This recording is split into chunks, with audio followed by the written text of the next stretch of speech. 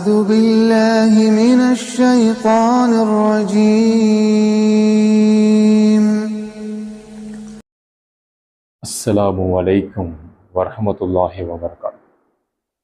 அன்பார்ந்த அல்லாஹ்வின் நல்லடியார்களே,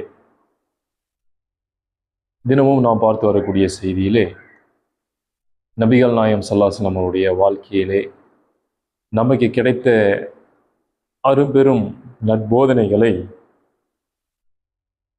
பார்த்து வருகிறோம். அந்த வகையிலே திருமறை குர்ஆனில் உள்ள வசனங்கள் மூலமாக அல்லாஹ் அவருடைய வாழ்விலே நபிகளாருடைய நட்பண்புகளை மக்களிடம் எடுத்து கூறக்கூடிய வகையிலே இந்த மார்க்கத்தில் ஏராளமான செய்திகளை கூறியிருக்கிறான். குறிப்பாக இன்று நாம் பார்க்க இருக்கக்கூடிய செய்தி நபிகளார் அவர்களுடைய மனவேதனையின் அழுத்தத்தை அதிகமாக்கிய ஒரு செய்தி. நபிகளாருடைய சிறிய தந்தையான ஹம்ஸா ரலியல்லாஹு அன்ஹு அவர்களுடைய இழப்பு. பத்ர் போர் நடக்கிறது. பத்ர் யுத்தத்திலே இஸ்லாமியருடைய பங்கு, இஸ்லாத்தை ஏற்றுக்கொண்டவர்கள் என்று சொல்லக்கூடியவர்களுடைய பங்கு மிகப்பெரிய பங்காக இருந்து அது மிகப்பெரிய வெற்றியை தந்த போர். அந்த அளவுக்கு மிகப்பெரிய பதட்டத்தின் காரணமாக செல்லக்கூடியவர்களை மிக மகிழ்ச்சியான ஒரு வெற்றியை கொடுத்து சத்தியத்திற்கு மிக முதல் வெற்றியாக வந்த பத்ர் போரிலே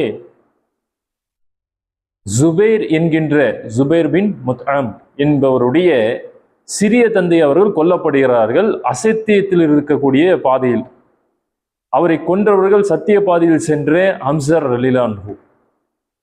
அப்போ இந்த இடத்துல அந்த கொலைக்கு பழி வாங்க வேண்டும் என்கின்ற ஒரே நோக்கத்திற்காக ஜுபைர் என்கிறவர் என்ன செய்யறாருன்னு கேட்டீங்கன்னா, ஜுபைர் பின் முத்அம் என்ன செய்யறாருன்னு கேட்டீங்கன்னா, இந்த ஹம்ஸா அவர்களை கொன்றுவிட வேண்டும் என்பதை மனதிலே வைத்துக் கொண்டிருக்கக்கூடிய சூழலிலே அவருடைய அடிமையாக இருக்கக்கூடியவர் தான் வக்ஷி.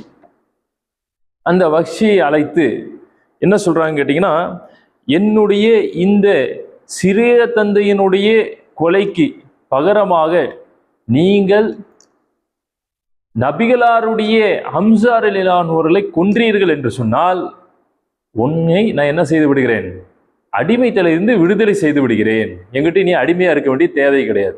ஒரு அடிமைக்கு என்ன மிகப்பெரிய ஒரு சந்தோஷமா இருக்கும், எப்படியாவது நாமும் சுதந்திரமா இருக்க வேண்டும், நாம யாருக்கு கீழே இருக்கக்கூடாது, சுதந்திரமா இருந்து வேண்டும். இது சுதந்திர பறவைன்னு சொல்லுவாங்களே, அந்த மாதிரி நாம் இதுவரை அடிமையா இருந்துட்டோம், இனி அடிமையா இருக்க வேண்டிய தேவை கிடையாது. அப்படின்னா இப்படி ஒரு வாய்ப்பு கிடைக்குதுன்னு சொன்னா இந்த வாய்ப்பை பயன்படுத்தி கொள்ள வேண்டும் என்று வக்ஷி அவர்கள் என்ன செய்யறாருன்னு கேட்டீங்கன்னா, ஓகே இதே நேரத்துல நம்ம என்ன பண்ணலாம், அவர்களை கொன்று விடலாம், ஹம்ஸாவை கொன்று விடலாம் என்ற உறுதியோடு இருக்காங்க.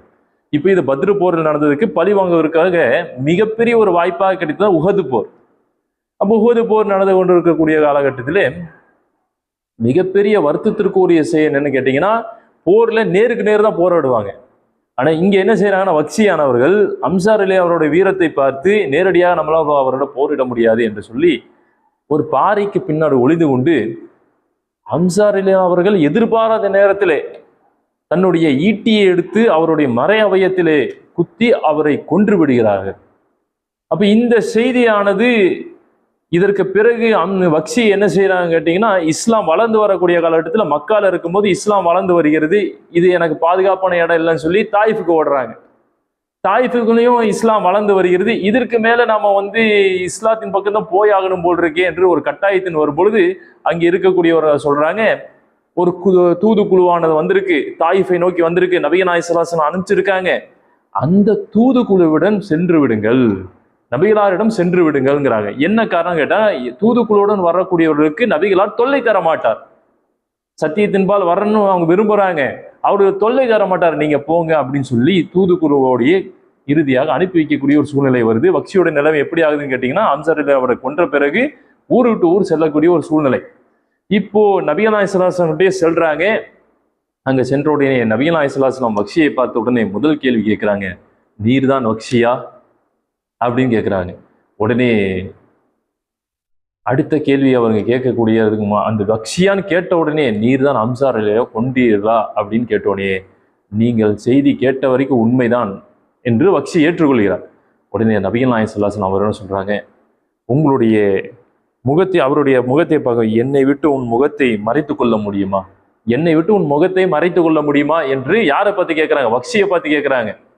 இப்போ ஒருத்தர் இஸ்லாத்தின் பால் தழுவி வருகிறான்னு சொன்னா அவரை அல்லாஹ் முன் பாவங்களை எல்லாம் மன்னிக்கிறான் என்று சொல்லும் பொழுது அவர் எவ்வளவு பெரிய சிறந்த ஒரு இடத்துக்கு வராங்க. இருந்தாலும் கூட அந்த மகிழ்ச்சியை விட இந்த இஸ்லாமிய வரலாற்றிலே நபிகள் நாயகம் ஸல்லல்லாஹு அலைஹி வஸல்லம் நேசித்த ஒரு நபரைக்காக, அந்த நேசித்த ஒரு செயல், நமக்கு ஒரு நேசிக்கக்கூடிய ஒரு செயலை ஒருத்தர் சரியா செய்யலைன்னு சொன்னா நமக்கு கோவம் வருமா இல்லையா? அப்போ இது நேசிப்பு வந்து அல்லாஹ்வுக்காக நேசித்த இந்த இஸ்லாம் என்கின்ற மார்க்கத்திலே எதிர்மறையாக நடந்த ஒரு காரணத்திற்காக மக்களை வெறுக்கக்கூடியவராக நபிகள் நாயகம் ஸல்லல்லாஹு அலைஹி வஸல்லம் இருந்தாங்க. நபிகளாரின் கோபங்கள் என்கின்ற வரிசையிலே பெரும்பாலான பங்கு வகித்தவர் யாருன்னா அசத்தியவாதிகள் தான். அந்த அசத்தியவாதிகளின் பங்குகளிலே இப்பேற்பட்ட ஒரு சூழ்நிலையிலே ஹம்ஸா அவர்கள் மிகப்பெரிய ஒரு பக்கபலமாக இருந்தவர்கள். அவரை கொன்று விட்டார்களே என்கின்ற ஒரு காரணத்திற்காக இவரோட உன் முகத்தை என்னை விட்டு மறைத்து கொள்ள முடியுமா என்று கேட்பதின் என்ன காரணம் சொன்னாங்கன்னா, உங்கள் முகத்தை பார்க்கும் பொழுதெல்லாம் எனக்கு ஹம்ஸா ரலியல்லாஹுடைய முகம் ஞாபகத்துக்கு வருகிறது.